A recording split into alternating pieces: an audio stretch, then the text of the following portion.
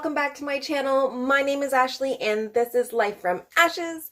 Today I am back in the kitchen with you and we are going to be making a really easy and simple and same day bread recipe that is totally delicious. I just had a slice with a bowl of chicken and rice soup and it was so good and I just love it so much. I really want to get into just basically making all of the breads that our family eats at home instead of buying it from the store. So this is a really good recipe. It's cooked Dutch oven style.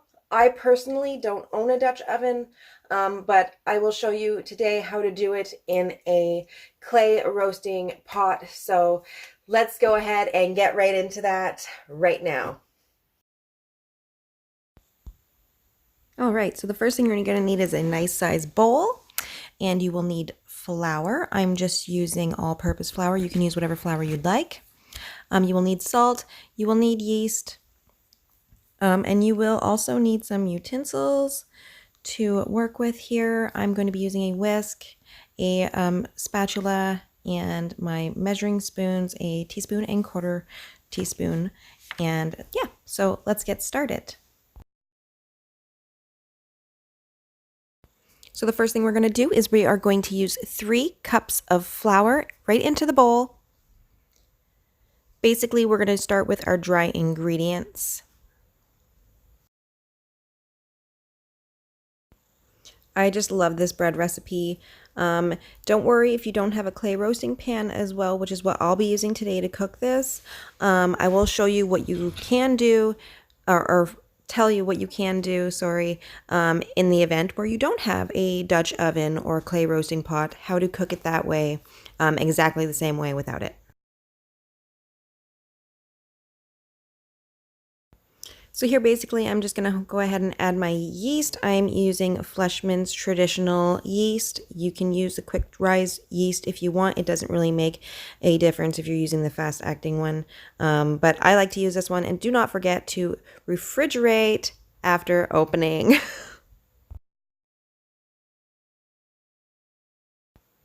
Alrighty, so now I'm just adding my 1 teaspoon of salt.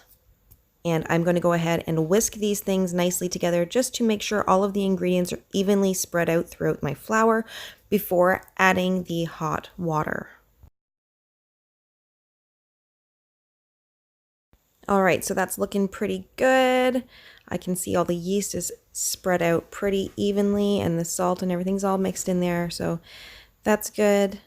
And now we're going to add our hot water. You're not adding boiling water, you're going to add hot water, okay? We are going to be adding 1.5 cups of very hot water to this batch.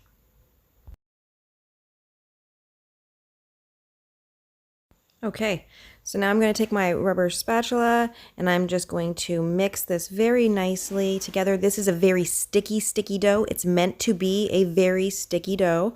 So go ahead and incorporate all of this in. If you find that your dough is not sticky enough, you can add up to, in the total, 1 3/4 cup of hot water, but I like to just add 1 tablespoon at a time of really hot water if it is not mixed well enough for me. This is looking a little dry, so I am going to go ahead and add the 1 tablespoon extra of hot water right now, and that should be just perfect.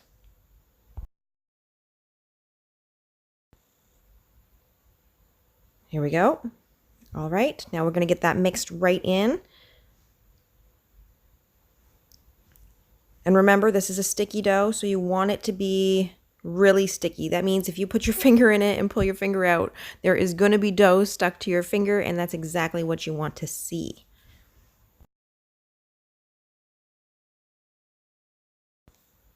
Alrighty, so that looks pretty good to me. I'm just going to pack that down, and you could saran wrap this if you want. I don't carry saran wrap in my house very often.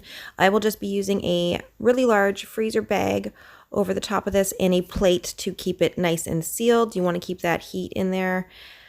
And this is going to set for 3 hours. Okay, so once it's set for 3 hours, I'm good to go. I am got to lightly flour my surface. You can use a dough scraper. I don't have one, so I'm using a pizza cutter. It's plastic. I just remove the wheel, and it actually works exactly the same way, so it just doubles for that. If you have one of these, then that's what you can use for this process. At the same time, this is lightly floured, like I said, and in my sink, I have my clay roasting pot soaking, because if you are using a clay pot, you know that it needs to be soaked properly first before going in the oven, and also needs to heat up with the oven. Okay, so I'm going to go ahead and scrape my dough out of here now that it is nice and risen and sticky, and we are going to go ahead and put it on this floured surface, and we're just going to scrape it out really quickly. I put a little tiny dip of flour on the end of my scraper. It just, as you can see, falls out of the bowl really, really easily. It's a really simple dough to work with. This is very simple knead. We're just going to do a quick flipping action with our dough. It's not hard at all. I'm going to sprinkle a little flour on the top as I'm going, just to get that sticky off while I'm working with it. And it's very, very simple. It's so light and fluffy and airy. It's just really nice. So as you can see, I'm not really going to do too heavy of a knead. You don't need to do that with this dough, no pun intended. And you're just going to flip it a few times. I think about 6 or 7 is good. And then you're going to go ahead and place it in a nice clean bowl with some parchment inside of it. So this is my bowl I'll be using. And I'm just going to go ahead and place my parchment directly into the bowl. Just a good square of parchment paper. It doesn't matter what brand you use. I just got this one at Walmart. And you just place it in the bowl and go ahead and pick up that dough and plop it right into the center. As you can see, it's a very soft, fluffy dough, so you want to move quickly. And there it is. I just work it, make sure it stays in a ball shape, and I go ahead and let that sit with a tea towel over the top. I'm going to let that sit for 35 minutes. Okay, and so now once that's setting, I've dried off my pan ever so lightly, and I am going to go ahead and put the lid right on it. This is a Lagostina. Inserted is glazed on the bottom, and I've removed my rack from the bottom of my oven, and I have my other rack in as low as it goes. And I'm going to go ahead and place this in the very center of my oven and set my timer to 35 minutes. If you do not have one of these, you can go ahead and use 2 bread loaf pans on top of each other and heat them up the same way I am doing right now. So I'm going to go ahead and set my oven to 425. Most people will set it to 450, but my oven is very hot, so 425 is good. And setting this for 35 minutes on the timer perfectly, which is the exact same time our bread is going to finish its rise, and we're going to come back and see what goes on next. Okay, so now that that is been in there for the right amount of time, we're going to go ahead and carefully take our oven pot out, and be so careful because this thing is super hot right now. We're going to carefully remove our lid, and we are going to go ahead and take our dough in the parchment. It's very important that it stays in the parchment. Unless you're putting some cornmeal or flour down or something in the bottom of this, I suggest just leaving it in the parchment. It works so much better this way.